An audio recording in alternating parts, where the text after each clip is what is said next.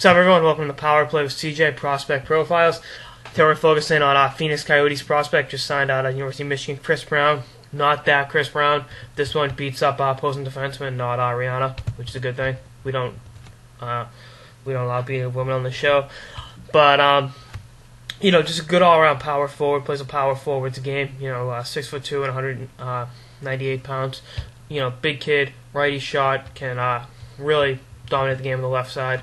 Plays the off wing a lot. I noticed that. I saw him play his freshman year at Michigan against BU. I guess got tossed out of that game, believe it or not. So, it's definitely a learning curve there. But the fact that he does bring the tenacity and the grit on night in, night out basis to complement his offensive abilities.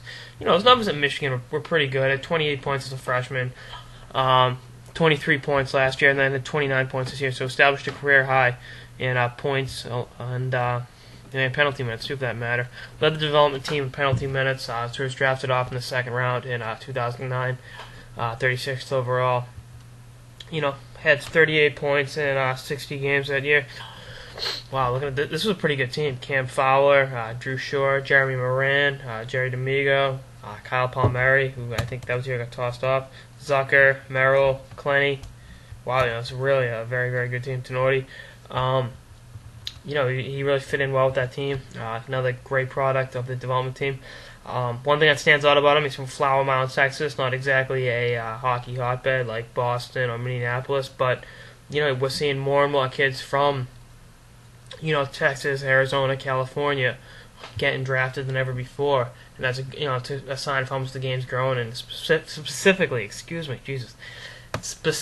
in Texas, with the movement of the Stars down there in the early 90s, all the youth hockey that opened up, and what that's the doors that's opened. Having the Dallas Stars in Texas, played for the Dallas Stars Bantam program, the Dallas Junior Stars. So come up in that program and development team, Michigan, and now probably some time in the AHL.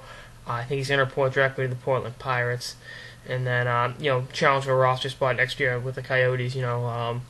Long term, I think he fits in great as a second line winger. I think he's going to be a top 6 forward with a power forward upside.